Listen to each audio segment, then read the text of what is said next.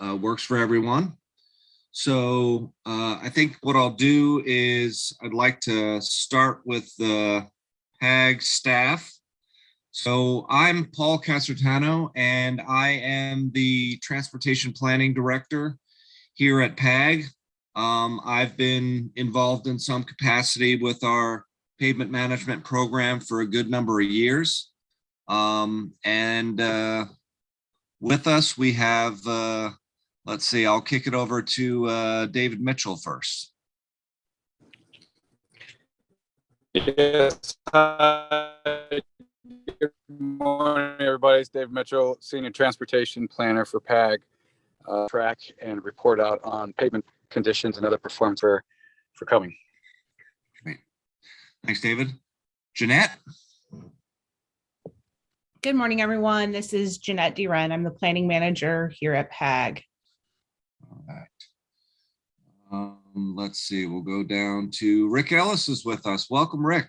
Hey, good morning, gang. This is Rick Ellis. I'm a Transportation Services Director over here. I'm working with Paul and his team on all this effort. So good to see everybody. All right. And Josh Pope is with us as well. Good morning, everyone. It's Josh Pope, Technical Services Administrator at PAG. Good to virtually see everyone's names. All right. We have Sonia Kelly. Good morning, everyone. I'm just here to provide some technical support assistance. Thank you, Sonia. You're welcome. And Tiki is with us as well. Welcome, Tiki. All right, Tiki will be helping with our meeting summary and other support activities. And then, of course, we have Jeff Hildebrand and others who are helping us run the Zoom meeting and keep everything in order. So thank you, Jeff. With that, maybe I'll just run down the list and call your name. If you can do a quick introduction, that'd be greatly appreciated. We'll start with you, James Castaneda. Welcome. Good morning, everyone. My name is James Castaneda. I am the program coordinator for the regional pavement team here at the City of Tucson. I've been with the pavement management section for about 2.5 years, and I've been in the program coordinator position for about 6 months. So it's really great to see everyone. I know I've met some of you before, but there's a lot of new faces, so I'm really happy to meet everyone. James, if I could ask you maybe to introduce the Tucson DTM team, that might be a good way to run through this. Sure. So I'll start off with our administrator, Todd Kessler is on. Todd. Hey, good morning, everybody. Todd Kessler, Management System Administrator at the City of Tucson. As Paul Casertano kind of suggested there, I've had some level or role in this pavement management program that's been administered by the City of Tucson for several years, oversee pavement among some other IT sectional staff at the city. James is leading the show when it comes to this pavement team and is really getting some things in order. So we look forward to the conversation here. Thank you. Thank you, Todd. Yep. Next in our pavement team, we have Julie Davis, Engineering Associate.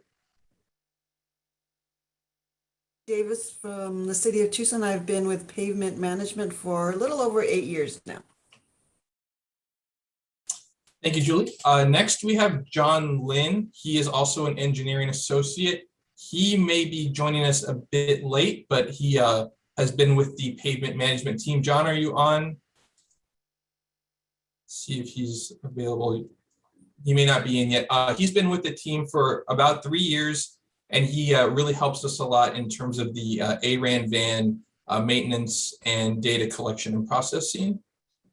And finally, we have a third member of staff that just joined this past week, actually, started October 25th. His name is Angel Vindiola. Angel, are you on this call? Good morning, everybody. Yes, this is Angel Vindiola.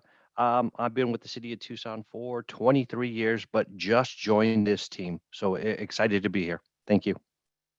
Thank you, Angel. And Paul, that rounds up the team here at City of Tucson. Wonderful. Thank you, James. Appreciate that. With that, we'll turn to Jeremy Moore. Jeremy, are you with us? I am. Can you guys hear me? Yes. So Jeremy Moore with ADOT, the Assistant District Engineer for the South Central District.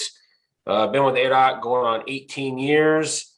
And I'm new to this committee, so I'm kind of interested to see what it's all about and how we can help. So thank you. Wonderful. Thanks, Jeremy. And I know we had chatted about whether or not and when to bring in other ADOT folks. Are there other ADOT folks with you, either from the statewide pavement group or from the local district?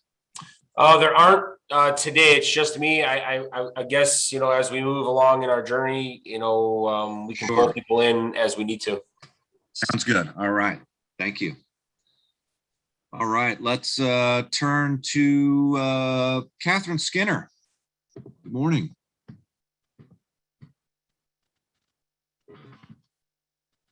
You with us? Yes. Can you hear me? Yes, we got you. Okay. I'm in a different office and the mic's always different. I'm Catherine Skinner. I'm a deputy director with Pima County. I first got involved with this committee back in 2013 when we put that on a bond. Unfortunately, I was the first of a few failed bond initiatives, but of course the county is a few years into our big pavement repair program. So this is an area of intense interest for us. And we've been trying to get a meeting going for a number of years now. So I'm really looking forward to this. And I will introduce Lauren Ortega, who I think is also on the call. Wonderful, thanks. Yes, hi, I am Lauren Ortega. I'm with Pima County Department of Transportation. I am their new deputy director, so I will be working alongside with Catherine. And today is my second day with transportation. I am coming from Pima County Development Services, so I know a few of you from my role there, but I'm excited to join DOT and I'm looking forward to working with this committee. Wonderful, thanks for being here. And we also have Michelle Montanino. So introduce yourself, Michelle.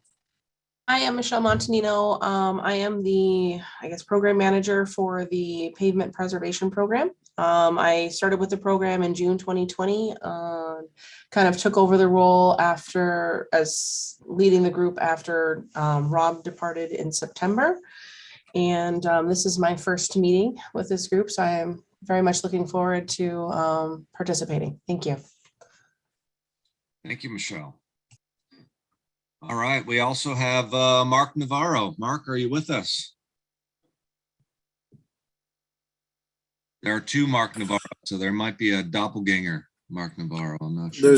It's my twin. We're both here today. Okay.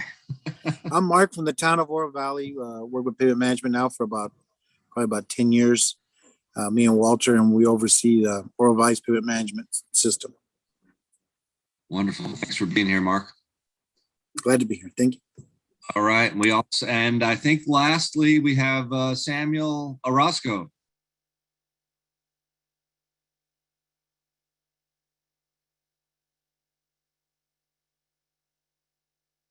Samuel, are you with us? We can't hear you just yet. Can you guys hear me? Yes. Yeah, this is Samuel Orozco with the Tohono O'odham Nation. I'm the project administrator for the roads program, and I'm new to this team, so I'll be happy to help in anything I can.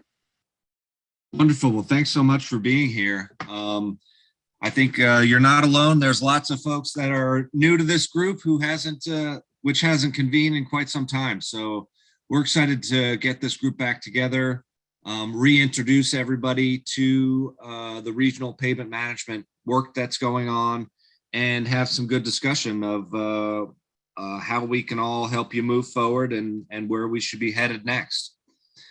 So with that, I'll just introduce that this is a task force within the PAG structure. It's not currently listed under the committee structure, but it's been on and off the books for a good number of years. It's been fairly informal, but we feel there's a strong demand and a good need for us to pull this group back together and reignite some conversations on how to coordinate pavement management activities. PAG's position has traditionally been assisting in the data collection that you all need in order to develop your programs. But we do leave the asset management component up to the owning agencies. We provide support and assistance in that regard to the extent possible, but we recognize that the asset ownership and treatment of pavement is a local initiative to be determined locally. And so we've kind of tried to stay on the side of the line of supporting the necessary data to make informed decisions. So with that, I'm going to read this slide right now and just kind of give you a sense of how we utilize your locally paid staff time to match the federal dollars that come into PAG. So regional planning efforts are enhanced by recording time donated by attendees, volunteers, and participants. PAG collects data on the time dedicated to meetings and activities to apply for use as matching funds for grants and federal dollars. If you're paid with federal dollars, please let us know now. So time spent in preparation for this meeting will be estimated by PAG staff who are knowledgeable of the agenda and meeting materials. At the conclusion of this meeting, the session report will automatically calculate your time spent in this meeting, and the time spent working on PAG, RTA initiatives, programs, and special projects may also be eligible for consideration for matching funds. All right, so the housekeeping is largely out of the way. So the way we organized the meeting today, we're hoping to engage in some good dialogue. I've asked James Castaneda and the Tucson group to kind of reintroduce everybody to the major functions that take place by that group. And just to give you a little overview, this is a program that is contained within the PAG overall work program. So there are federal dollars that are regional funds that come through the TIP process, the 5-year program. And some years back, a collective decision was arrived at to use some of those federal STP, Surface Transportation Program, or now known as Surface Transportation Block Grant Program, STBG. You might hear either one. Those are the federal dollars that collectively this committee made a recommendation to utilize those regional federal dollars that come to the region to organize and help pay for and administer a regional pavement management program. That recommendation went up through the committee process and established a pavement management line item program within the 5-year TIP that's also contained in the PAG work program. So PAG is the administrator of the program, and through an agreement with the city of Tucson, essentially administers the program on behalf of the region. So they are in essence a resource for all PAG member agencies when it comes to pavement data collection and its use for you or by you to help develop your pavement management programs at your own agency. So that's essentially how it works. There is a regional van that James and company will get into that goes throughout the network, collecting data on essentially the federal aid network or major streets and routes. There's been some support over the years at the local and neighborhood roadway level, but largely the program has focused on the regional network itself, the federal aid network, and provided support for data, IRI and other data, International Roughness Index and other data that's collected and reported to ADOT and the feds, including some highway performance and management system data, HPMS data. So there are some longstanding requirements that are met by the program, but largely the program has been organized with the intent to support you as jurisdictional pavement management practitioners in your duties to manage, maintain, and improve your pavement within your jurisdiction. So I'll pause there, and I'm happy to answer any questions related to how this program exists within PAG, or we can deal with those questions as they come up. Your pleasure. Any questions for me at this point?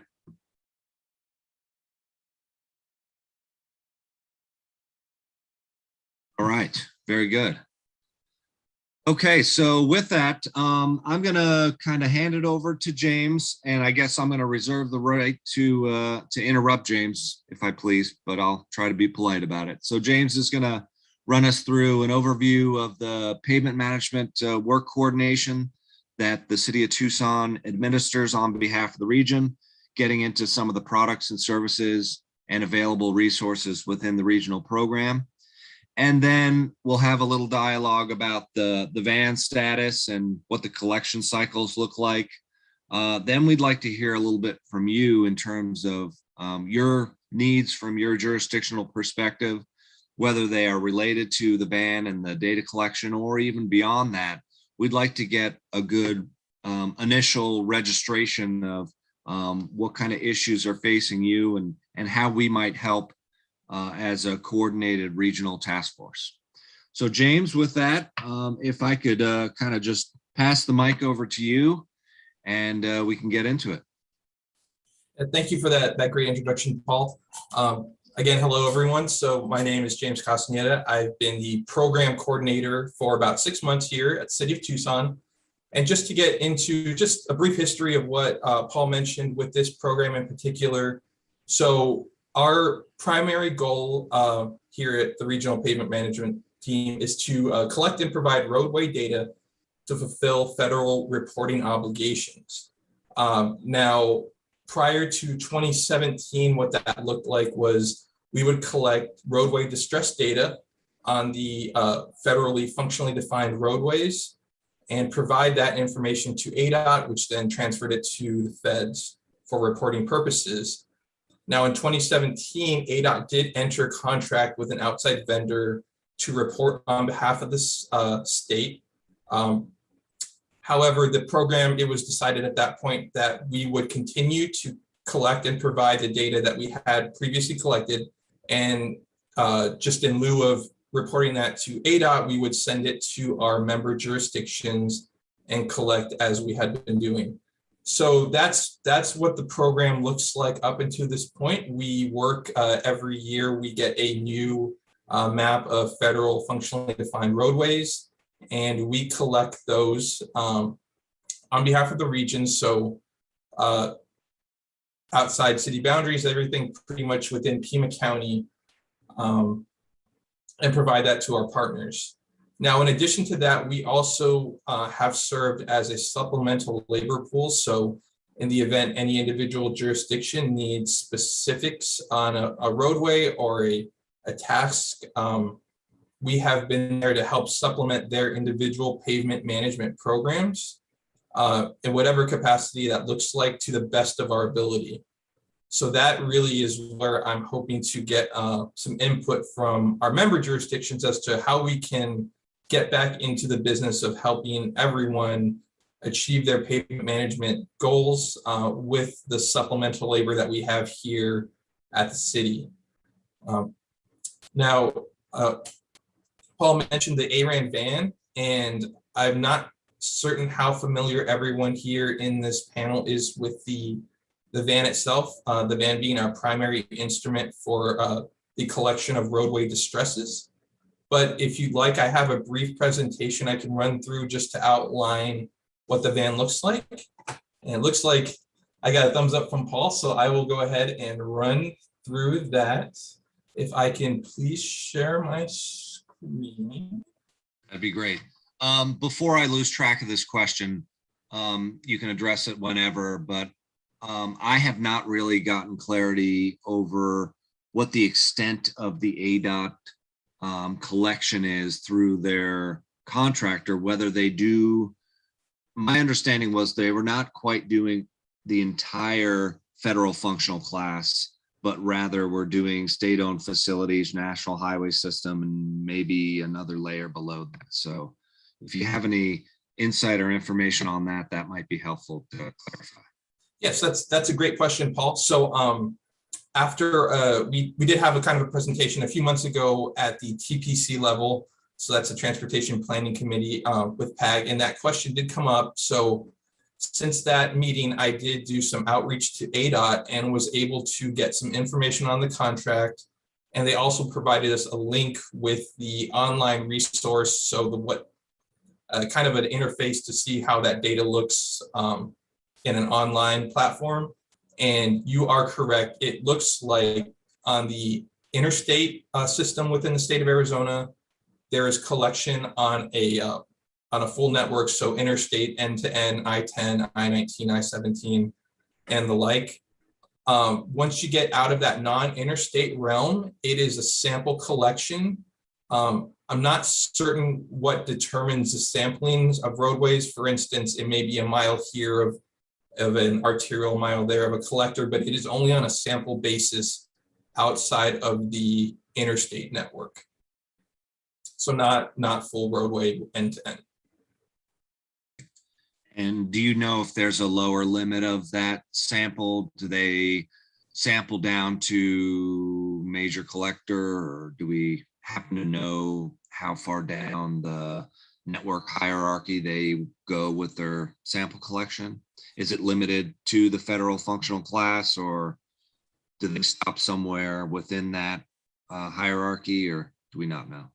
I'm uncertain the exact bottom limit of that level of roadway, but I can reach out again, and I do have a contact there, so I can inquire and see what that looks like. But based on kind of a rough or a cursory overview of that data, I would say it goes down to at least the major collector level. Great. Thanks, James. Yep. And so with that, let me give the group here just a brief overview of the ARAN van. So I'm going to share my screen. And please let me know if you can see that. Yep, we see it. See it? Oh, perfect. Thank you, Todd. So let me go back a slide. So just to give the group here a brief overview of the ARAN van. Here's the van itself, and I'll just read this. In conjunction with PAG Association of Governments, Pavement Association of Governments, PAG, the City of Tucson's Regional Pavement Management System program utilizes an automatic roadway analyzer, or ARAN, van to collect roadway condition data and video log the assets for federal aid roadway network throughout Pima County. So the ARAN van is equipped with 15 sensors that collect data and measure pavement distress. And this van is the primary tool to determine the condition of streets. You'll see the van here. Just to give the group here a brief overview of what that workflow is. So starting with that federal aid network of roadways, that's the list we get from ADOT annually. It's updated and it defines roadways down to the collector and then local level. We use that list to create a route list that is then imported into the van.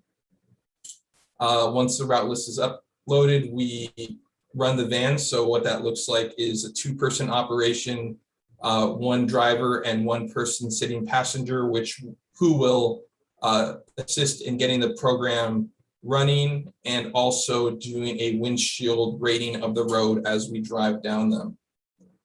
Once the data is collected, it then gets imported into a server hosted by the City of Tucson. That data is then processed. So that processing looks like the vendor with which we have a contract has some proprietary software that we then use to process the data, and finally yields a report that is then shared with the PAG member jurisdictions. And so that report includes a level of distress data relating to transverse and longitudinal cracking on roadways, fatigue cracking, rutting, and roughness data, as well as some imagery. So it has a downward facing camera, which captures the pavement surface, as well as a row or right-of-way image that lets you see the roadway from kind of the driver's standpoint. Just breaking down the individual systems on the van, you'll see starting on the top left, we have the right-of-way or row camera that sits on the front of the van. Then moving to the PAWS LV, which is the position and orientation system for land-based vehicles. Think of this as a GPS that is able to apply longitude and latitude to the coordinates that we've collected in the van. A brief side note, each data point in the van equates to 5 millimiles or about 26.4 linear feet of data. Then you'll see in the back on the top right here, you have the laser crack measurement system or LCMS. There's actually two of these instruments, one on the driver's side rear, one on the passenger side rear that is blocked. And that is the LCMS is what looks down on the roadway surface and kind of captures that cracking and cracking data for us. You'll see here attached to the rear axle is a distance measurement instrument or DMI, and that does exactly what it sounds like. It kind of gets that distance measurement that we need while running the roads. On the rear bumper, you have the row line roughness laser. The data extracted from this will give you the International Roughness Index data or IRI data. There's actually two of these lasers. You only are able to see one, but there's also a duplicate on the passenger bumper in that same location. And finally, in the front of the van, you will see grade sensors, which gives you information on grade, roll, and pitch of the roadway. And similar to the roughness, there's actually another one down on the passenger fronts. Looking at the inside of the van, it is equipped with 3 onboard computers to handle the amount of data collection that occurs.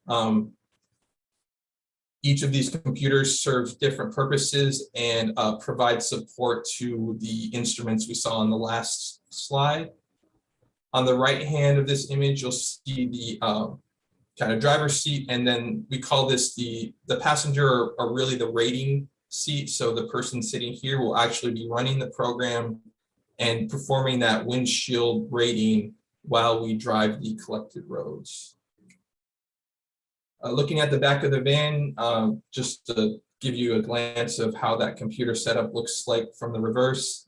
The ARAN is equipped with an onboard generator to provide extra capacity as the computer systems, as well as an extra onboard AC can be pretty draining on the vehicle itself. So there's an onboard generator and a pair of inverters back in here that provide that extra electrical support. Just another look at the inside. You'll see the 3 onboard computers here on the left. There is a third seat in the van. Just jumping ahead, if there is any interest in any one of the members wanting to ride along on a particular day where we may be slated to collect their roadways, we are more than open to that. We can communicate and make that happen if anyone has interest. I believe Walter from Oro Valley has gone on like a sort of a ride along before. So if any member would like to join us on a collection day, I am open to that. We'll definitely coordinate that and make that happen. And so I'm going to skip ahead. This is the proprietary software that Spoogro provides to look at and process that roadway data that is collected in the van. So you'll see the route list here, top left. Bottom left is a map of the collected area. This center panel here is the image that is the output from the LCMS. And in this particular image, the crack distresses are defined here as these neon green lines. Looking at this crack data here, all these settings had to be manually, they were manually configured. So there is some options there, and just to kind of give a history, it was a very time-consuming and tedious effort to set these up, but we have landed on a place where we feel comfortable with how these settings are configured. You'll see here some other distress related to this particular section of road, and then what that right-of-way or row image looks like on this right-hand side. This is just another image. Some of the other ways to look at the collected data. So you'll see a graph showing the changes in roughness over the course of this run. Again, you'll see a map of the collected area here. Like I mentioned, each of these data points represents about 26.4 linear feet of data. Here's another look, LCMS look downward at the roadway surface. In this instance, the crack distresses are not shown. This is just more of an image for us. And again, that right-of-way or row camera image on the right. And that concludes that presentation. Are there any questions regarding the van, the instruments, anything at this point? Yeah, this is Catherine. So I think there's limitations, right, on what the van can collect data from. Can it collect data for a local road, or what are the current limitations? That's a great question, Catherine. There are limitations, and those revolve around a speed threshold specifically related to the IRI value. So when the van passes below about 12 miles per hour, it invalidates all the collected IRI data. And on the local street network in particular, that poses a problem due to obviously the low speeds of local streets, but also the frequent starting, stopping, any traffic calming, chicanes, or speed bumps impact that data. So what it looks like on a local street is you don't get that full spectrum of data because of that speed threshold needed by the van to collect the IRI. So in addition to that, the local streets, in terms of a routing setup, can be problematic as well. You know, local streets, much shorter runs. For major streets, we have to determine the route list, start and stop point for runs and local streets, given the just the sheer number of them. That setup to create a route list on a local street network could be a time-consuming process. And I may be forgetting stuff, but I believe that speed threshold is the primary limitation for that local street collection. So in terms of the cyclical collection of the pavement condition data for local roads, what cycle do you guys collect that? And are you doing a windshield survey and doing a Pazer then, or?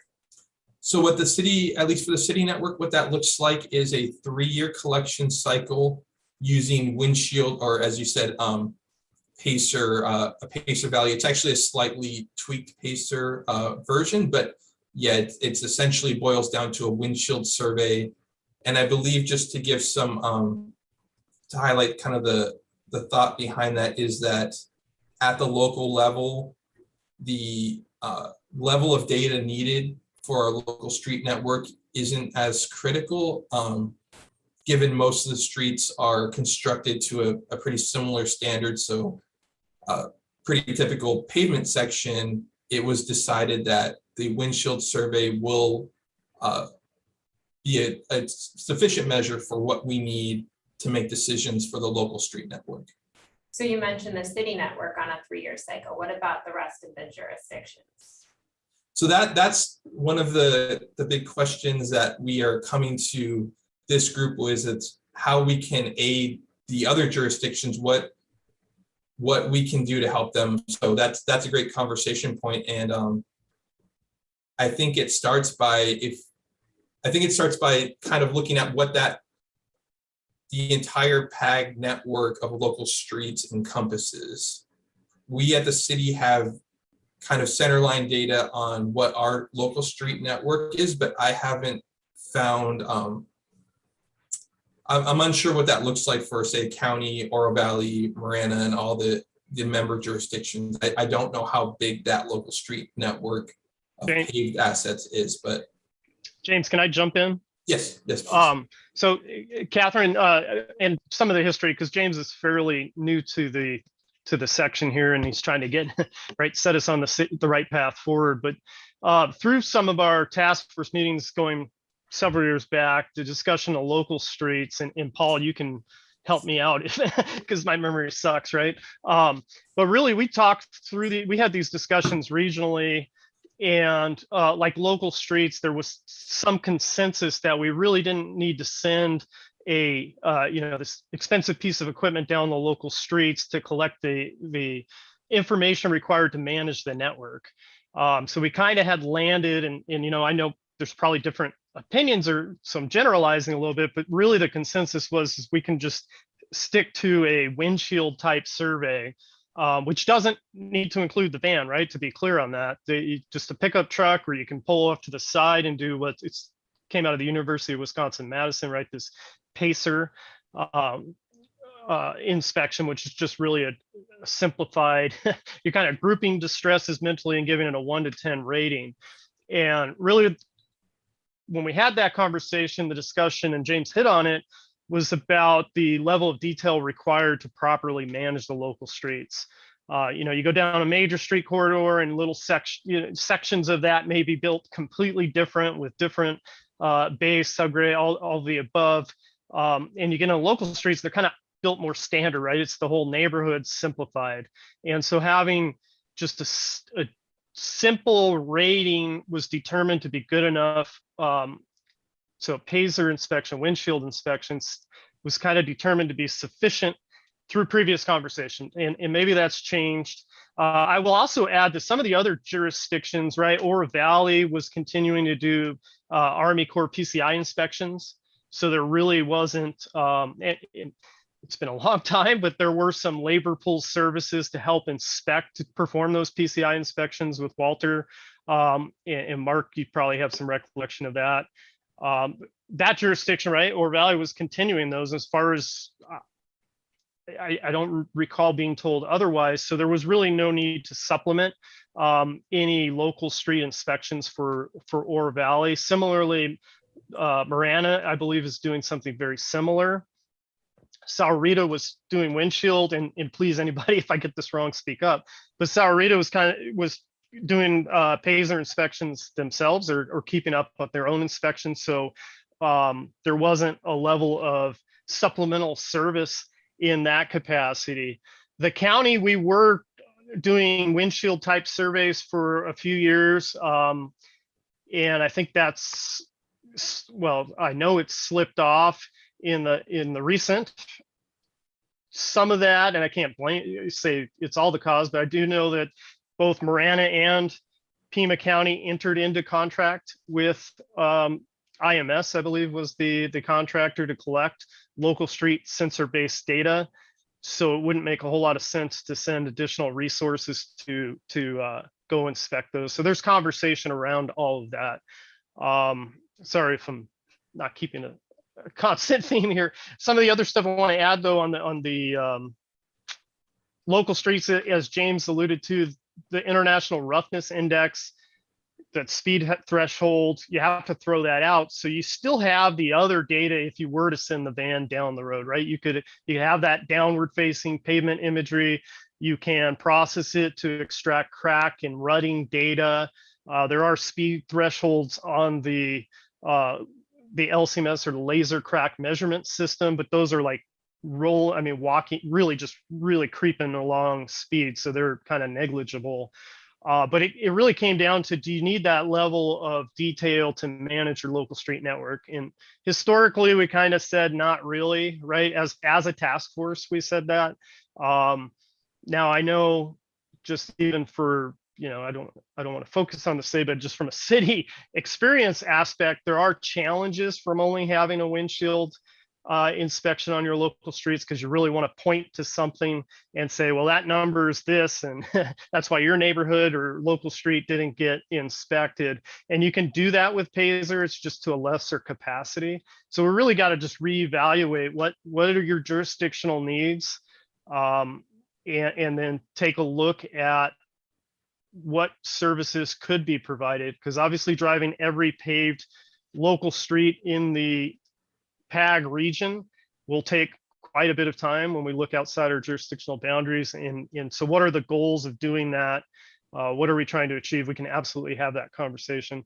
And then, this may be getting too much in the weeds, but James, you had mentioned the routing for local streets. So just maybe to clarify, really before you go collect data with the vehicle, you got to define sections of how you're going to collect the data. Because we're collecting regional data on functionally defined roadways, those route lists are fairly simple. Let's just take like a speedway. We're going to go from the west end to the east end, and we have to define, even though there's several pavement changes throughout that, we're defining that whole collection as just one route. Using a western or a north or 100 block to help separate. Speedway has brakes, physical brakes. Maybe that was a bad example, but Camino de Oeste, some of these other streets where there's physical separations because of a wash or a mountain or whatever, we have to define 100 blocks. And to separate Camino de Oeste North, versus one that's in the southern area. To do that's time consuming to build that route list. Once you build it, you can recycle that. But when we look at local streets, that can be extremely cumbersome. But there's other strategies we could employ, right? We could just do township range section as the route list and not really have separation of the runs. But then you get into some reporting challenges unless you use GIS tools. So, all that, I maybe getting ahead of it a little bit. Through conversation, we can explore all those options, but we really need to look at the cost benefit aspect. And I apologize, I kind of rambled on to everybody there. No, I think where you ended that is exactly kind of what my thought process is. We need to know the cost benefit of this. So first of all, it's regional funding. So we need to have these meetings regularly, because you're speaking of historic conversations that a lot of us that are probably in this meeting right now weren't a part of. And a lot of our individual programs have changed a lot in that time frame. The county had to run the van ourselves to collect the data so that we could provide a data-driven approach to addressing all of our roadway conditions and have something that's defensible there. So we're going to continue to do so.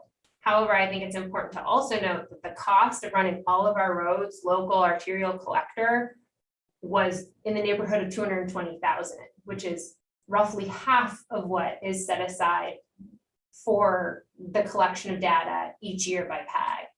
So we had to go at it with our own funds to do so. And so we're looking at, is it the biggest benefit for all of our partners here to be running the van ourselves and getting duplicate information on ADOT facilities that are already being collected to meet that federal requirement? Or could we better utilize this money for each of our uses?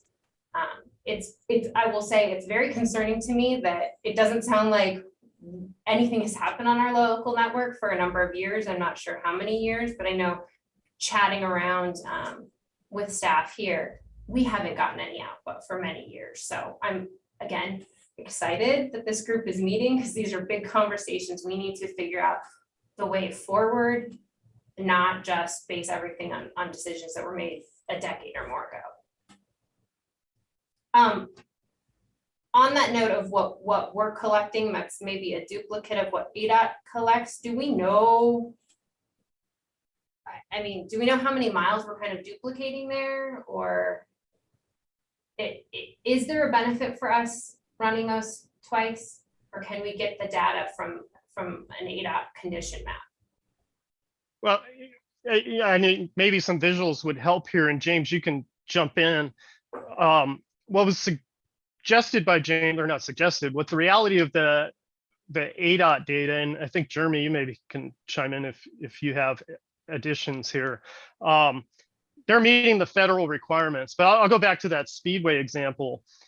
If you have 1 mile of speedway collected to meet a federal requirement is much different than having the full collection of speedway. All the imagery, data points every 26.4 feet, you're going to be able to manage those separate, those different structures and construction builds of speedway as opposed to just checking the federal HPMS, Highway Performance Monitoring System check boxes, which are sample selection.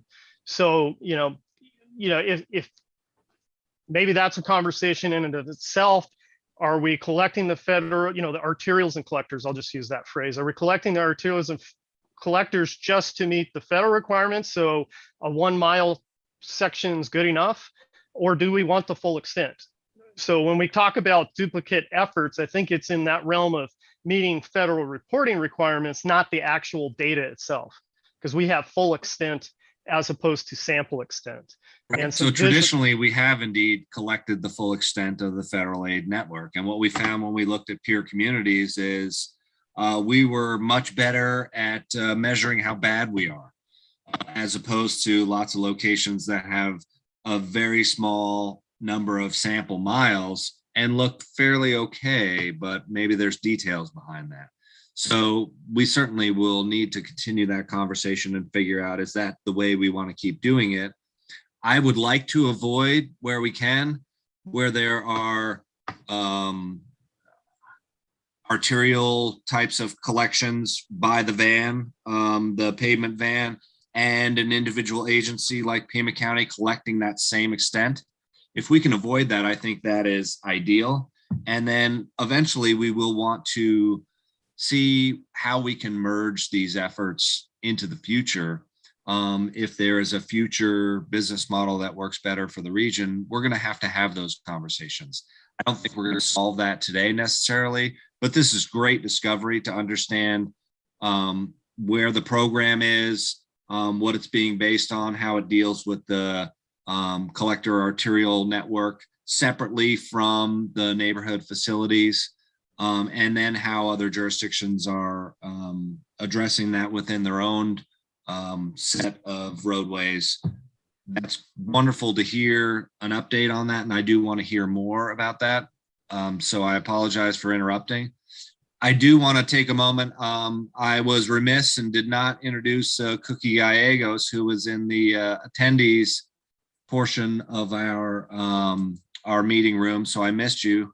So Cookie, if you want to do a quick introduction, it'd be great for others to know who you are and know that you're here as well.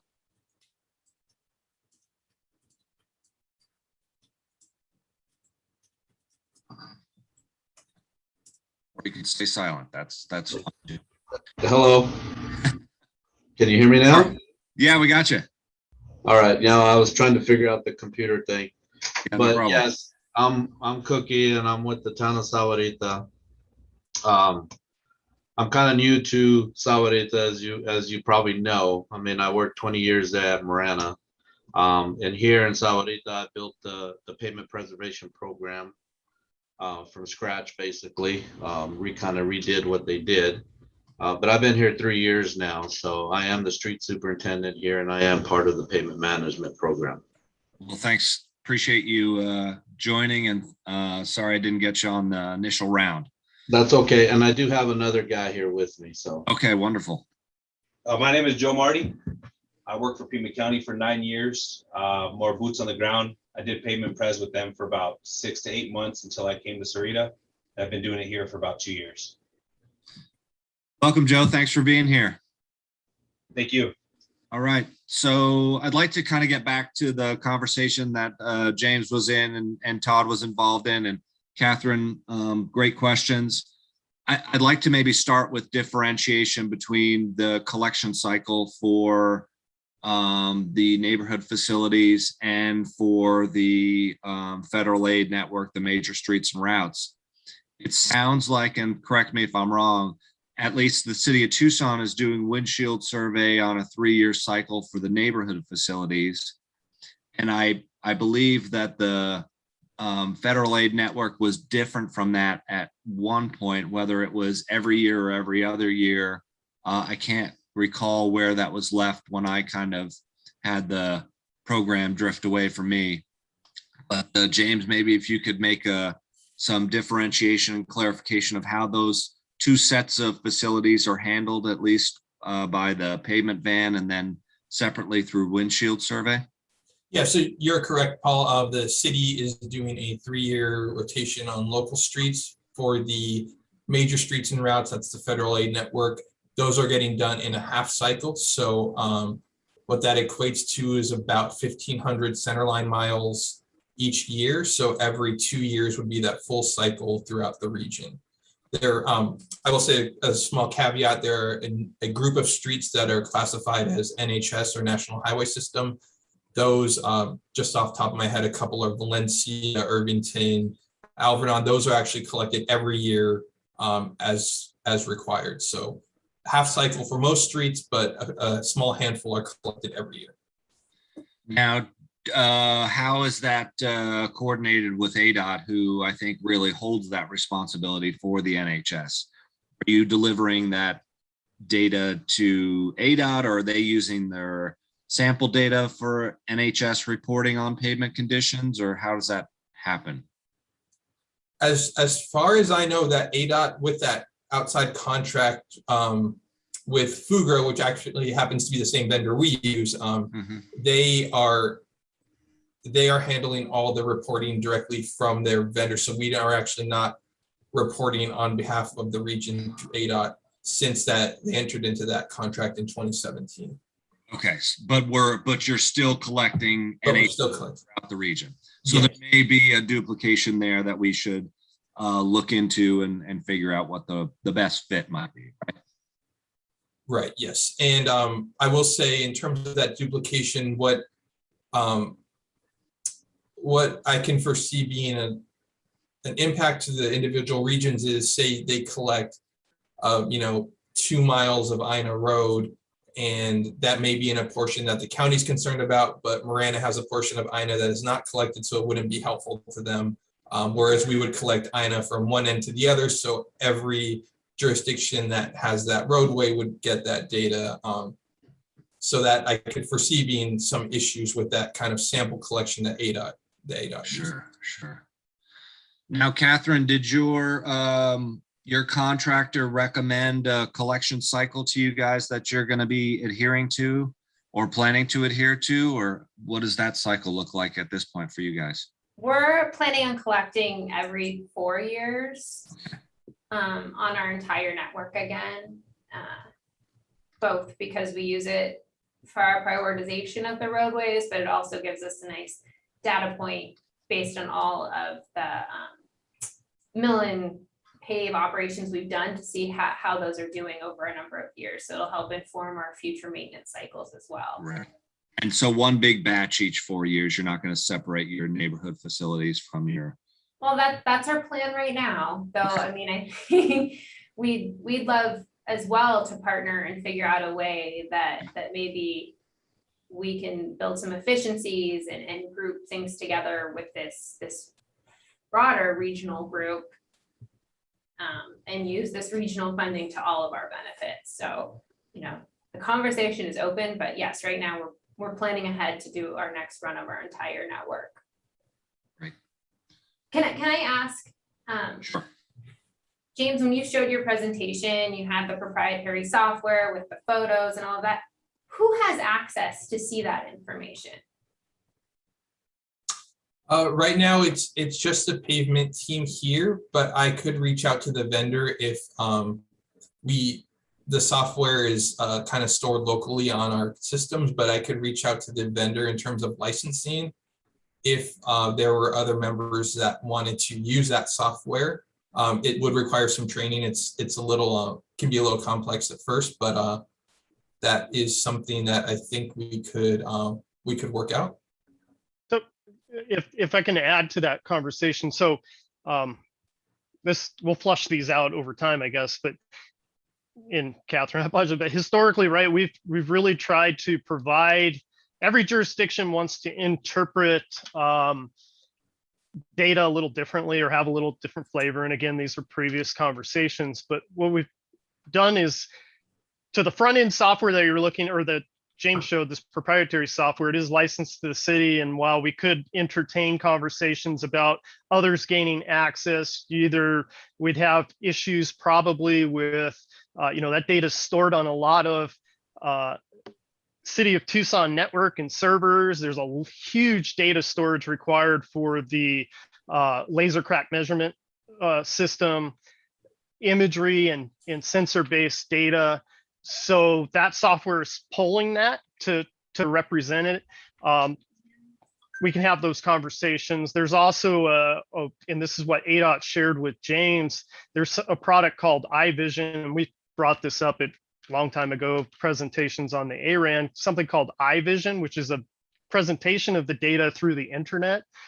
We did stand that up at one point, but it is pretty clunky and laggy because it's trying to feed so much data that we just haven't maintained that. We could revisit those conversations if that's how to use the data. But really what I want to state is the way the data has been shared is to provide it all in a database that then each jurisdiction could bring into their GIS systems. It has all the data points, the crack data, the rutting data rolled up every 26.4 feet. And that would allow, intersection with other data if you want to analyze other counts you may have from, incidents, accidents, pedestrian population, whenever you're able to intersect that data. But really the data has been shared out in terms of a database. And I know with the county specifically, we've done that in exchange 3 or 4 times where we've just done a data dump of all the imagery and the databases on external hard drives. I think that Steve Whitney and Ray Bryce were the folks we dealt with at that point. So, we can talk about whether front end access to that software is really what you need, or whether you just need the other data that hopefully you have and have been trying to use. It's been provided in a database format. So, yeah, I don't know. Hopefully that didn't go down the rabbit hole again. No, I mean, I know Ray Bryce hasn't been with the county for a number of years. So I'm wondering, do you know the last time it was shared with the county? Well, James shared it out.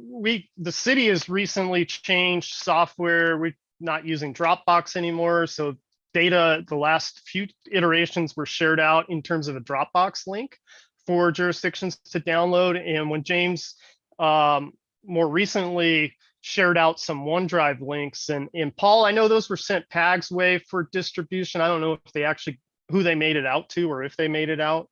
But really, Catherine, shared out in Dropbox/OneDrive links for download. So not that actual hard drive for the annual collection, if you will. We can share that out again with the whole group here. James can, right? We can send that back out to reply all that you have the OneDrive links to the data. Yeah, I think that'd be helpful. The latest that was shared with PAG has not been distributed. I don't know what the previous shares have looked like, whether it was through us. Traditionally, it had been direct from Tucson to the other jurisdictions, and then PAG would get its own set that we've tried to stand up regional pavement maps based on. So we'll need to make sure we get the data in people's hands for sure. Did I see a question from Dave Mitchell speaking of data, or? Maybe not. Okay. No, sorry about that, Paul. I had inadvertently hit that. No problem. All right, sorry to interrupt there, Todd.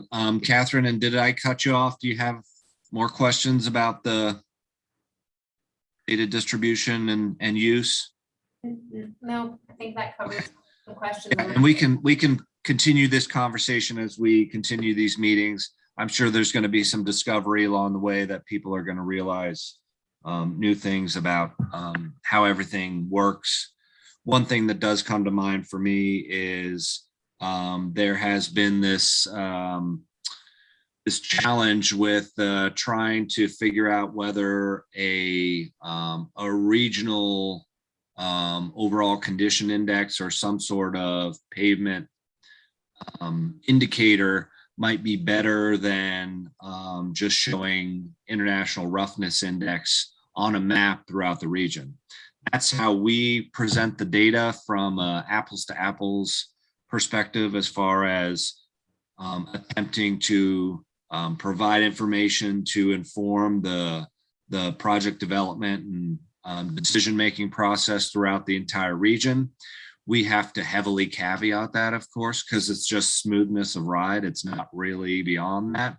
So we would like to arrive at somewhere better, but we understand that each agency likes to have their own particular mix of pavement data indicators to figure out what their jurisdictional pavement condition index is for any facility. So that's probably a future conversation, but there are some intricacies and complications with the data, and particularly its use, that we'll need to dig into a little bit more in the future. I will say, just hopping in real quick, Paul, to that last comment about that, primarily using IRI, but wanting to maybe shift towards other means of reporting this data. The city has requested a service quote from our vendor Fugaro as to what that could look like using the distress data that we collect as a city or as a region. And then basically we asked them, what are there tools available for individual jurisdictions to use? And the answer was essentially no, that it was an additional service that we could send that same collected data that the jurisdictions receive.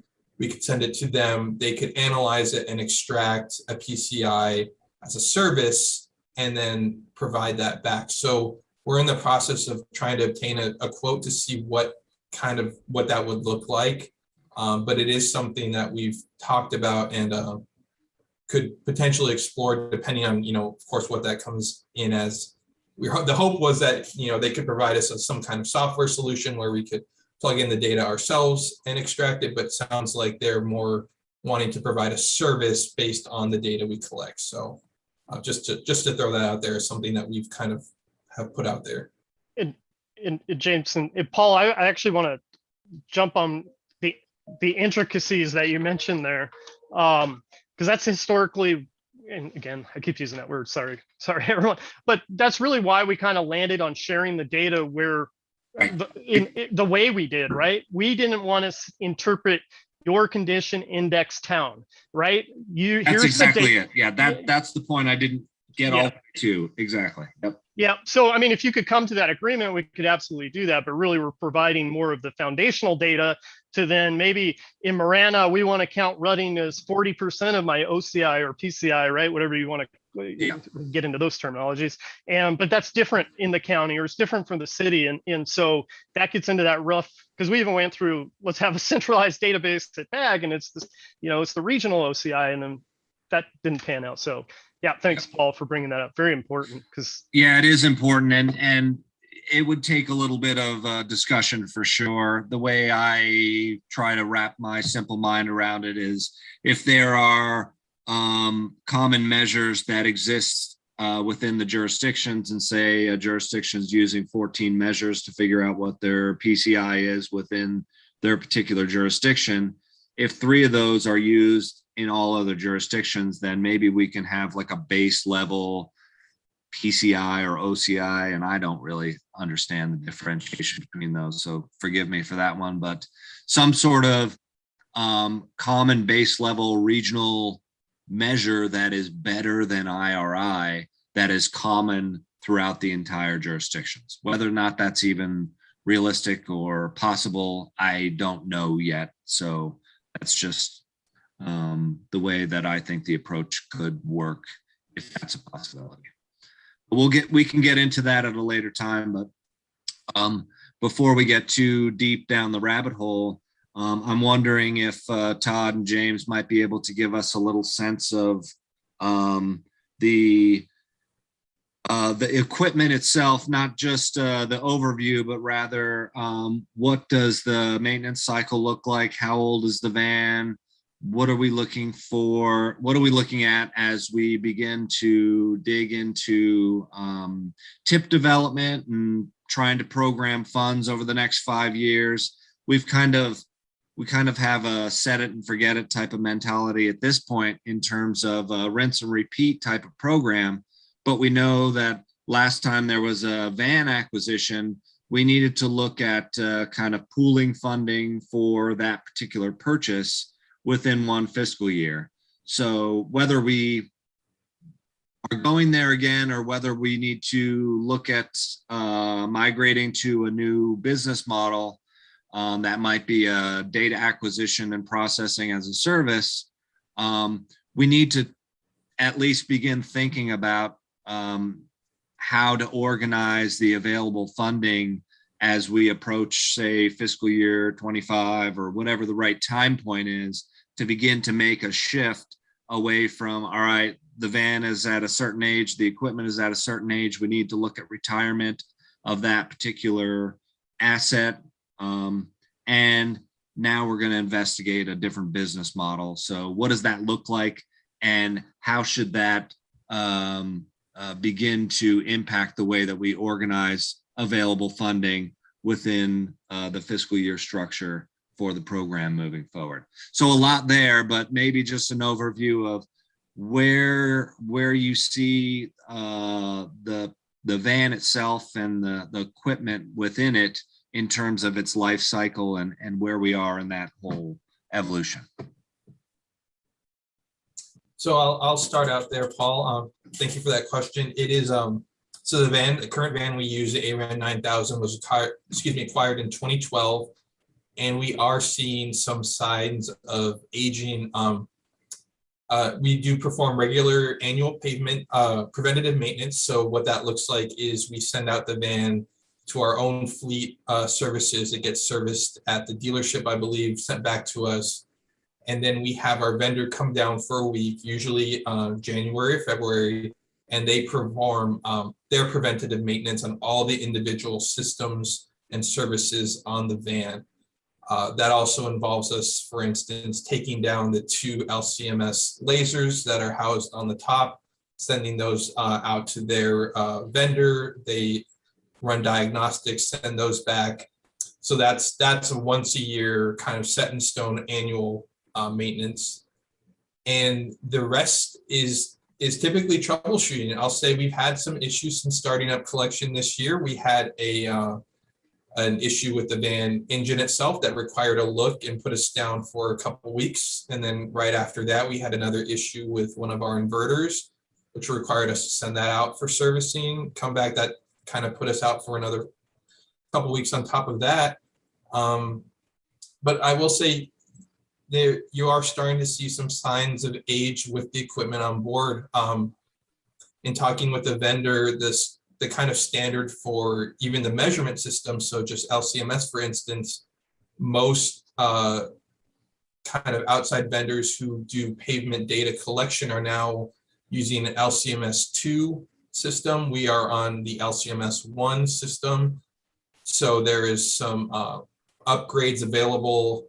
I'll speak to our, and this is maybe getting into the weeds a little too much, but our libraries that are available in the software are kind of getting dated, and there are upgrades. Of course, they're, sales upgrades, but there are some upgrades available there. But just speaking broadly, it's a great tool, but seems like more and more issues are coming up as a sign that it is aging. Todd, if you want to jump in and. Yeah, well, I just want to try to clarify for the group here. When you say libraries, what Pavemetrics is the manufacturer, designer or whatever for the laser crack measurement system, and they're constantly developing better ways to write better AI or whatever you want to call it to interpret crack data, prevent false detections. Those are the libraries that James is referring to, how to detect potholes, because we're talking about automatic data processing. So based upon the sensor information and imagery, how do we detect that as being a crack How do we detect that as being a pothole? They're constantly updating those, and they're DLL files or library files that you got to pay for. So we haven't got updates for those on how to better interpret the data. Those are options. And then you get into the actual hardware. So the LCMS2 would be an actual, not just a software upgrade, it would be a hardware upgrade. Those are things to explore. The other thing, James, you forgot to mention, when the team goes out to collect, they're doing daily confirmation of there's control sites that are collected to confirm that all the lasers are working, but within a tolerance too. We got to make sure everything's in tolerance, tire pressures, doing all those checks, because otherwise, if you're not, you don't do those, are really getting valid and accurate data. And so that kind of comes into that rub of a question: contract of services or owning a vehicle, because there is a heck of a lot of overhead for owning a regional vehicle. In terms, you're paying James and the team to take the DMI off so we can get a new tire, and doing those calibrations and doing the daily checks, which maybe you're not paying for in the if you pay IMS to do contract services. I think that's an important aspect in not to solve today, but and maybe this is just getting in my head a little too much, which is scary for the group, is it cheaper to pay a third party than James's time, right? Maybe they're making minimum wage and versus a city employee with benefits. So where that gets in the conversation of expertise. If it's just driving a van and spitting numbers out, I think we need to sit down and talk. But if there's other services to be performed, analysis, interpretation of the pavement distress data, how do we integrate it with your asset management software? Because we all have different softwares that we use. Those types of conversations or facilitation, I think that, we got to get into the weeds to solve that. If it's truly just, here's a number, and we drove the roads, then I don't know whether a new vehicle purchase, for example, a new tool makes sense. Yeah. Well, thank you for that. I just want to kind of plant the seed and give folks a sense of where we are in the life cycle of the van itself and what the future we should be examining, what kind of options we should be looking at, and more importantly, perhaps, is when. We just went through a process where the 5-year investment program of the TIP for fiscal year 22 through 26 has been laid out. We did not touch the pavement program, so that has remained stable throughout. So we didn't make any grand assumptions at that point, but we'll be going through that TIP development cycle again to look at fiscal year 24 to 28. And so we'll probably want to engage this group in conversations about how the program should be shaped into the future as we're laying out those fiscal year allocations of recommended funding. Paul, Happen here now, but we will certainly need to get into those discussions. I have a couple. Do we know what is the typical lifespan of one of these vans? I mean, we talked about the maintenance and all of this, but is it usually 10 years, 15 years? Do we know? Yeah, Catherine, I don't know that you can really set a date. I think there's the mechanical aspect. So, just as a vehicle owner, right? The mechanics of the vehicle and age on that. So 2012, we're still, we're going on 10 years. But if you put that aside, in terms of what are the needs of the region? And if the system the current system can fulfill those needs, then it's there doesn't make a lot of sense to spend a lot of money to upgrade those. So I think we have to have that conversation on what are the regional needs. Otherwise, just I would lean to the vehicle itself as being that definer. I guess I would say the 10-year mark sounds like a milestone that we should start thinking about. And Paul, you brought up the tip, which is a good point. I'm imagining during the last year of COVID, but you probably didn't run the van as much as you were sorting out logistics. So there's that $450,000 that I don't know how an annual accounting of how much money is being used, but it would seem like there's probably a balance that should be carried forward if we want to look at a different approach to this. I think that, obviously I don't expect us to have that data here, but I think in a future meeting, that's a really important conversation piece is how much of this program's money is actually being used, since that's what our regional council says it should be used for. And then I would just also offer, instead of looking forward to when we do the next tip cycle, the overall work program, which captures what our regional council wants us to do with this program, is updated every 2 years. And so really that time frame when we need to start looking at what we want from this program is upon us now, if we want to make changes in that for their approval in 2 years. So I don't think we can delay in having these conversations. I know it was over 2 years between the last meeting of this group and this one, which is far too long. So I know we're probably running out of time, but I would hope that one of the things we're looking at is having, at the bare minimum, quarterly meetings of this group, and perhaps more often, as it sounds like we're getting to some critical decision-making points. Good point. And just to clarify, the tip cycle and the work program development do coincide at this point. Each of those are done every 2 years, and they're done in the same time period. So there could be opportunity to look at both for sure. And waiting too long would be detrimental for sure. So we want to keep these conversations going.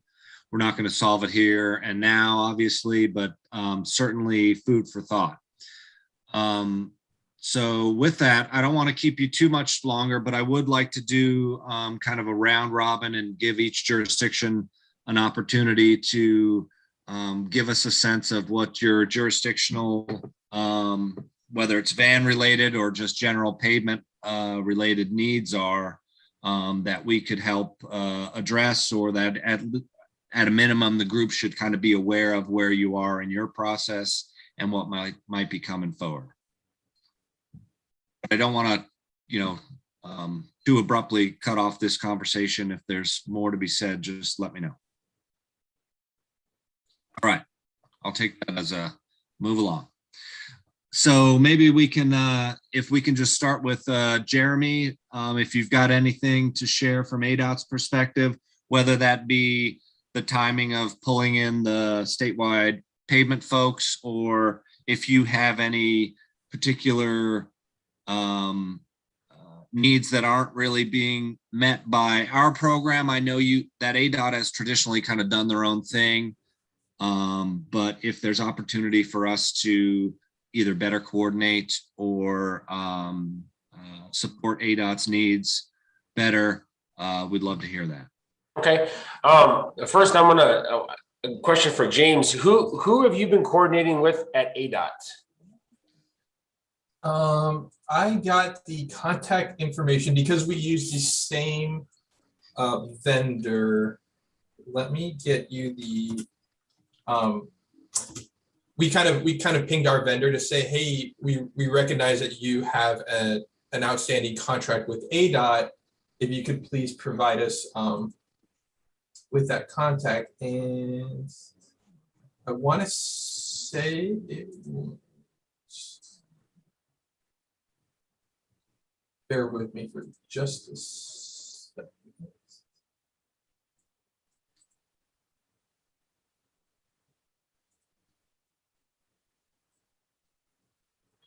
Yeah, one of the challenges, for ADOT, is we don't, we've got 7 different districts, and we can't each manage the payment in a different fashion. And so, we've got to make sure that globally, from payment group, they've got their own, state engineer that works, in their little realm up there. And so we've got to, make sure that as a district that we follow their processes.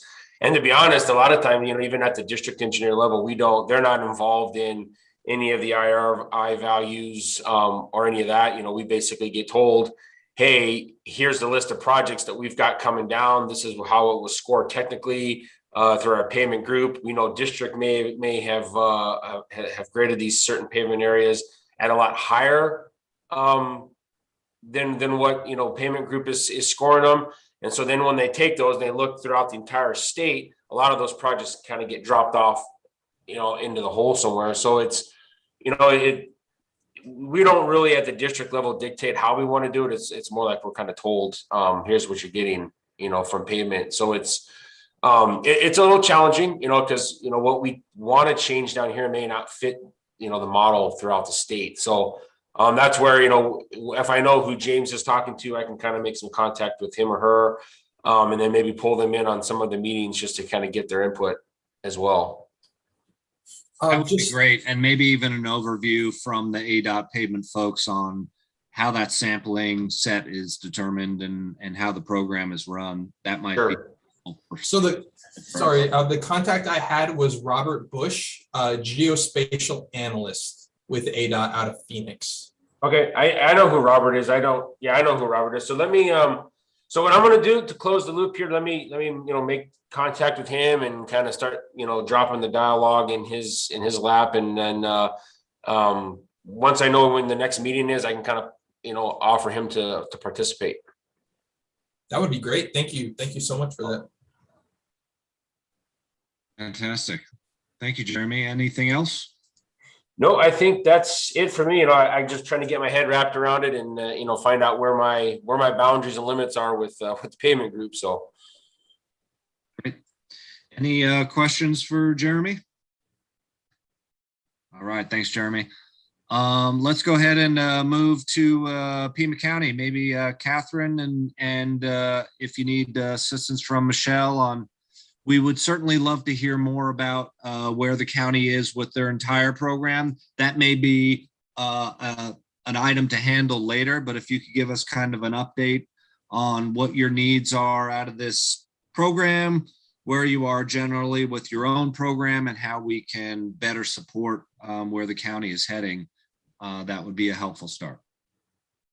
Okay, well, I'll start and then I'll hand it over to Michelle to give maybe like a quick 2-minute overview of what our pavement program is now. It would be probably a much more comprehensive presentation we could give at a future meeting. That would be great. Details. But I mean, obviously all of you have heard a lot of questions from me. Thanks for the patience, as I tend to ask a lot of questions. You know, our biggest concerns and questions are that we're making the best use of this regional funding, that all of the jurisdictional partners, including unincorporated Pima County, are getting what we need from this, which at this point, we're not using any data that comes out of this. So I can tell you, we're not at a place where we're getting it. The opportunity of switching to doing this as a service rather than owners and operators of the van, I think is something that we're right at that decision point.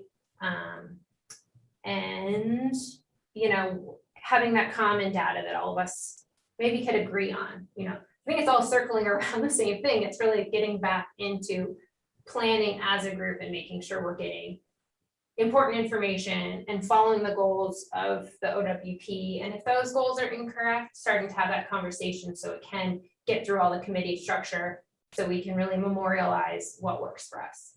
So with that, I'll turn it over to Michelle if she's there and not busy to give a little overview. So we are in the 3rd year of our 10-year program. After the end of last year, the current average PCI for our roadway network is at 63, and we started at 57. So we've made some gains there. We have been doing a worst first for the local roads. Our arterial collector has been based off of data and a return on investment approach. So the arterial collectors, and then we've had some deviations in our the funding has been divided up specifically for local versus arterial collector based off of our Pima County Transportation Advisory Committee. So we have had an emphasis on local roads for the first 3 years. We are looking at more of a 50-50 split moving forward into next year, so that our arterial collectors don't fall behind on our PCI ratings. And And then we're also looking at incorporating the surface treatment and maintenance portions of the local roads that were done earlier in the program, starting next year to help maintain those new pavements. So kind of sums up where we're at for the time being. Thank you, Michelle and Catherine. That's really helpful. And yeah, I think it would be valuable for us to know a little bit more detail as we move forward, and we can figure that out with the development of future agendas. Any questions for the Pima County folks? All right.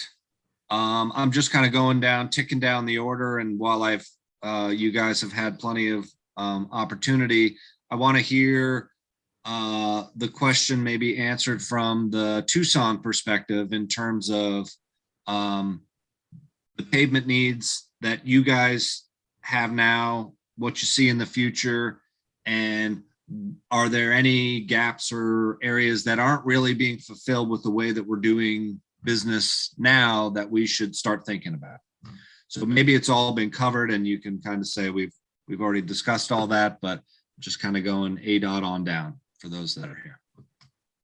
So I'll just chime in for the city. Up until this point, we have collected the distress data on the major street network, as we talked about, kind of a windshield survey and local street network. I do think it could be interesting moving forward, kind of seeing what that would look like using our collected data and have it processed for that PCI value from the ARAN data. I know it could be it's going to be an added expense to the program, but I think it could serve us well, and it could be used for all the PAG member jurisdictions at some point. So I think it's something at least to investigate what that could look like, having that third-party assistance to extract that PCI sensor-based data that we currently don't get from the van. Todd, did you have something else to add in? No, I think we'll get into it more as we have future conversations. Oh. Sounds good. Thank you, guys. Any questions for James and Todd? All right, Mr. Navarro, are you still with us, Mark?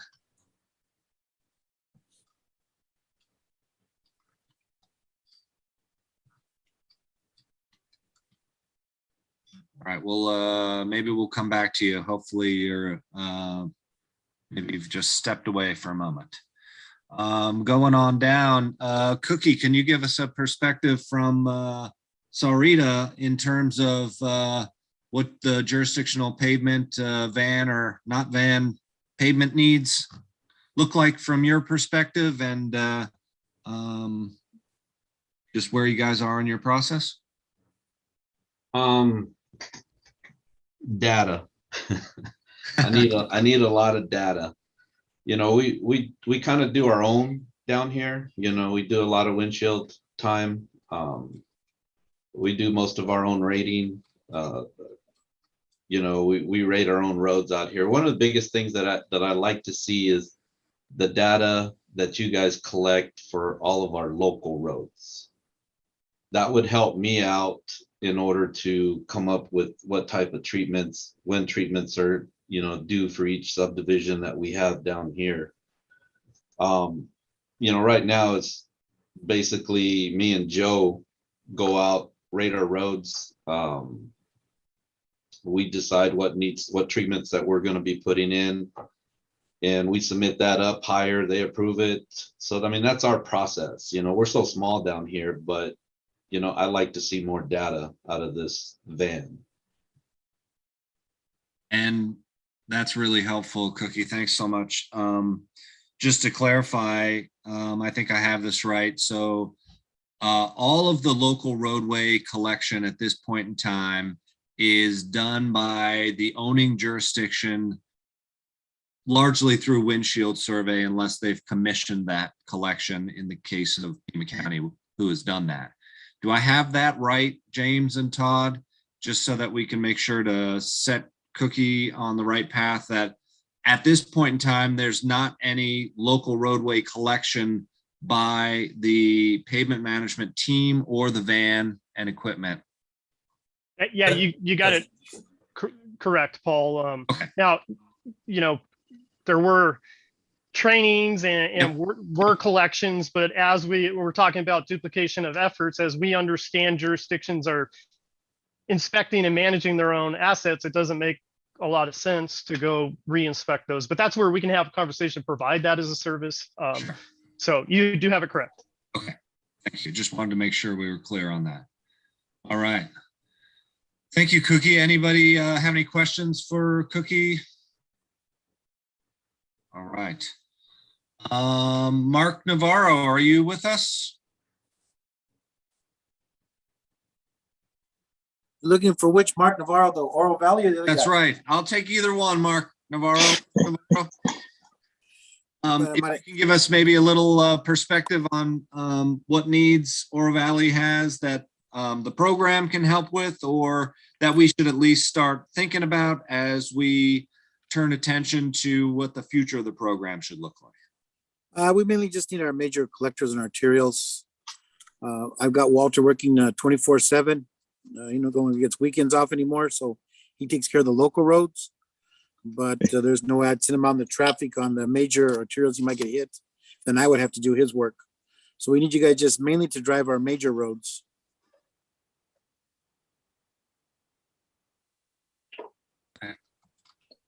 Are you good with the format of the data in terms of how it's been provided in the past? What happened was we got your individuals to get with our IT people, and pretty much they were making it seamless. That's what our goal was. We had a couple of meetings about that, and so far the data we had was good the first go around, but then of course we never got the next go around, and then you got another van, so we might be back to square one. I'm not sure. So when you do bring the data over, before you do, you probably need to have another meeting with our IT people and you guys. That's good to know.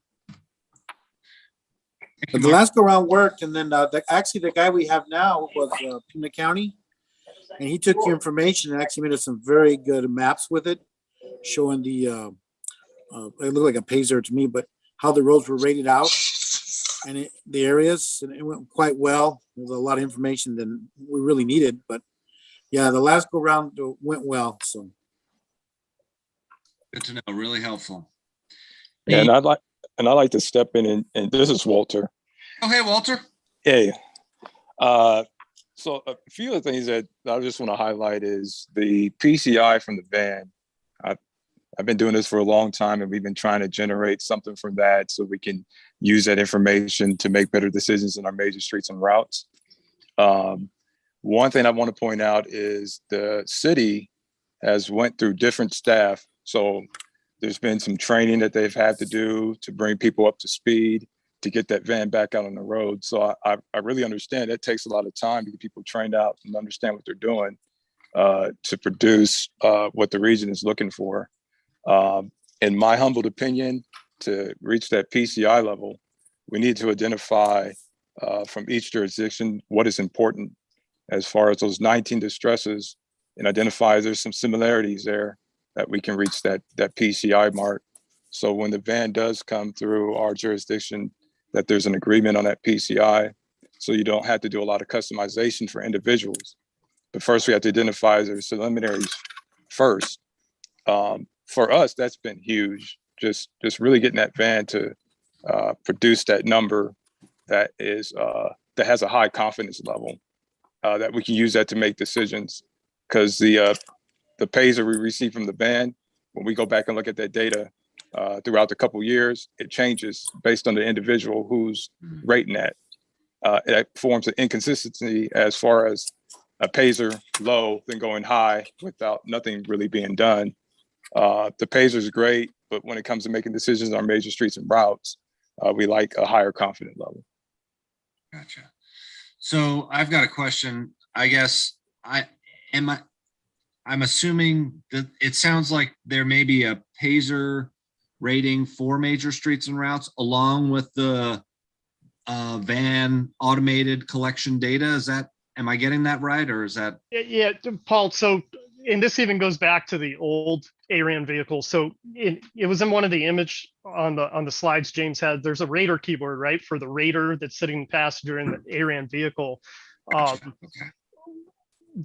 You can define, right? You can customize if you press a key, what it's to represent, and you go way back before technology's come a long ways, right? Where in ADOT had folks that did this too without even cameras. You'd actually have several raters, and that's why you see that third seat where somebody may be, hey, Paul, I need you to rate fatigue cracking. We're going much slower, right? 20 miles an hour down the road, and you're actually using that radar keyboard to say, okay, here's a moderate fatigue cracking of this measure, and you're doing that with key presses. Well, we don't do that with the vehicle, but one thing we entertained was we said, well, we're driving this road anyways. Let's define keys to represent a windshield type survey. It's not the van producing it. It's still human. It's still subjective. You know, you go down some of these higher speed roadways, obviously the accuracy is going to get compromised a little bit. And Walter brings up absolutely perfect points. And so we do have a PASER rating that is not sensor based. It's provided alongside, right, as a data column, if you will. Here's the PASER rating, but you still have your crack, rutting, and other informations there. And again, for interpretation and use, however folks see fit. And I think the theme, there's a couple themes that I'm hearing. One is folks aren't, whether the data was shared with links, maybe we didn't get the links. We need to do a better job of having data available and shared out so we can have that conversation. And the other is back to coming to this OCI number. Perhaps the strategy of saying interpret the data how you see fit to come up to OCI just isn't working for anybody, and we just need to do something about that. And so to your question, yes, PASER is an additional column that's human windshield subjective. Based on and my apologies if I missed that during the presentation, but I just wanted to make sure that was clear to all. And that sounds like that's what you're talking about, Walter, that variability that is kind of radar dependent, and whether or not they're hungry or slept well or whatever the issue is, we want to see that consistency as much as we can for that human evaluation. That's correct, Paul. Thank you. All right. So hey, Paul, this is Jeremy real quick, not to interrupt. So just to make sure I'm clear, that the PASER method is essentially the windshield survey that we're talking about, and it's just a rating from like 1 to 10. Correct. So it's very subjective. Yes, and typically that is what the approach has been on the local roadways. What we just talked about here is they're doing that for the arterials and collectors while they're running the van as well. So you have the PASER rating and the van collected data on arterial locals and on the arterial collectors, and on the neighborhood facilities, you just have the PASER rating. And that commission something else. I'm sorry. That PASER came out of the University of Wisconsin-Madison, right? So if you Google it, or maybe you're already familiar with it, you can kind of see those categories. And it is subjective based on objective visualization, right? And I think, when we're using a keyboard to represent a PASER rating, going speed of traffic is much different than original intent, where you maybe are pulled to the side of the road, you have time to analyze and look at the information. But it was one of these why not type things. We're driving the road anyways. We could not press the keys and not have a windshield survey next to the sensor-based data. And ideally, maybe we get to that world where we don't need to do that. But to be clear, yes, it's subjective. Based upon, you're kind of mentally grouping distresses, right? So if you have a history of doing PCI inspections, that's going to help you make a PASER assumption. Right, and that's where it would be interesting for me to reach out to Robert with ADOT and find out how they're doing that, because I know, like in our group, when we're looking at our pavement management, right, we go out there with our maintenance supervisors and at the district level, and that's exactly what we're doing. We're rating it based on rideability, how it feels, how it looks, how it's operating, and complaints, which is nothing but a windshield survey. We rank these projects, right? And then it goes up to Phoenix, and then it comes back from Pavement Group ranked way low. So it's like we rank it high as an important project. They're ranking it low as, hey, you're a number 50, get in line. So and I'm not sure how they make that tire connection, but I think it would be very beneficial to find out, because I think it's going to be it's kind of a problem right throughout the entire region, how we're consistently monitoring and rating these projects. Todd, may I add something, please? Sure. I just want to add that the individual jurisdiction can also ride and Pazer their own roads if they like, or come to our office and use the vision and do it in the office and put their own Pazers in. You're talking about using the camera feeds that are collected and Pazer in a comfortable office. Correct. Correct. Okay. Yep. That's helpful. Well, thank you. Any questions for Mark or Walter from the Oro Valley perspective? All right, we're at the home stretch here, folks. Samuel, if you can give us a little perspective on what's happening within the nation and what kind of pavement needs you guys have out there that we can help support. Right now we don't have any program in place. We are in the beginning stages of getting the program going. It's a little different here in the nation because we have BIA roads. We have to go through different processes to get things done. But what I can say is that the road conditions are very, very bad right now. So I think we are on a good start right now. We want to get this program going. And I'm working with my director for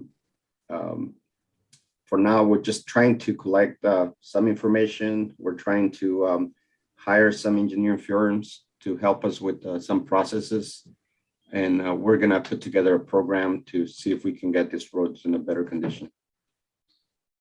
That's great. Thanks for that update. And if there's anything we can help with, even if it's just an extra set of ears, please do feel free to reach out to myself here at PAG or James and Todd at the City of Tucson. And I don't know if you guys have had interaction with ADOT, considering that there's state facilities that run through the nation in addition to the BIA roads. So if we can help coordinate any of that or give you additional perspective, we'd be happy to help.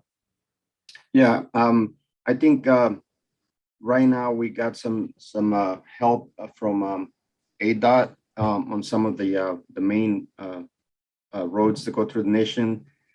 We did some RSAs on a couple of the roads, and ADOT helped us with the vehicle with cameras to do the inspection. So I think we're getting some help, but yeah, I'll let you know if we need anything else, and we'll be involved in trying to get as much as we can from whoever can help us. Wonderful. Thanks so much. All right. Before we adjourn, I'd like to give the PAG folks an opportunity to speak to any perspective they may have with pavement or data needs. I know the display and use of IRI data has been a challenge for us in that we largely have to caveat that data pretty heavily in terms of its use in project evaluation or network performance or what have you. But Rick and Josh and even Dave Mitchell, if you guys have anything you want to bring up, now's the time, and we'd love to hear from you. I got nothing from my end. I think it's great discussion. It's a lot of good learning stuff. Dozens of pages of notes on this end from scribbling as fast as I could. So thanks for setting this up. And more importantly, thanks for everybody getting back together. So appreciate it. All right. Thanks. Josh, Dave, you have anything? No, I don't have anything, Paul. Thanks. All right. Thanks. Yeah, you know, we look to fold in the pavement as a component of the multi-criteria assessment as part of the system maintenance. And so we recognize leaning solely on IRI is not ideal. So, you know, it'd be great to see where there's more comprehensive acceptance of pavement conditions, but recognize all the nuances that go into it. So I'm glad to hear this conversation taking place. Wonderful. Well, thank you. And then last call, did I miss anyone on the round robin? Very good. Well, before we adjourn, I think we've got, I did hear some urgency for more frequent meetings, so we'll look at that for sure. I think we have a good list of stuff to sift through. I know we want to discover more about some of the other programs that are happening at the state level and the county level. And then we need to have conversations about what the future of the program should begin to look like and when. So there's lots to get into, and we will look for opportunity to put together a meeting after the turn of the year, probably like the late January timeframe, if that works for everyone. And we'll get it organized with all of you. And if there's others that need to be pulled in, please feel free to contact us and let us know.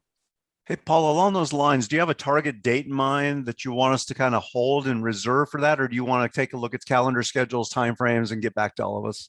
You know, I haven't really identified a target date at this point. I wanted to see how this conversation went, but my general thinking is that I don't want to wait too long to the turn of the year. I'd like to hit January if I can, and get something on the books before the end of January, so that we can have plenty of discussion as the new calendar year begins. And we know that TIP development is going to be starting in the fall. We're going to start thinking about our PAG work program. So those conversations are going to begin to happen around the August, September timeframe. And I'd like to have some good discussion under this group before we get there. And I expect as the CAC ramps back up for RTA next, the maintenance, the pavement preservation component will re-swirl around at whatever time frame. And I think Pocky's intention is hopefully fire that up in the early part of the new year as well, once the final CAC members are selected. So I think that's great timing. Indeed. And, you know, that's just something for the jurisdiction certainly to keep in the back of their minds, that we don't really know how pavement needs may be represented in any sort of funding mechanism, sales tax package going forward. But the more you know about what your jurisdictional needs are in terms of dollar figures, frequency, what your needs are, the better we can inform any such process. So keep those thought processes going. And if we can work closely with you, we'll be reaching out on that. Well, thank you, everybody. Thanks for the sticking around through the whole thing. I expect the future ones won't be quite as long, but I think it was important for us to have this conversation and reignite this group. So many thanks to everybody. And in the meantime, if you need anything from us, please don't hesitate to reach out. Thank you, Paul. Thanks a million, Paul. Good seeing everybody. Take care and be well.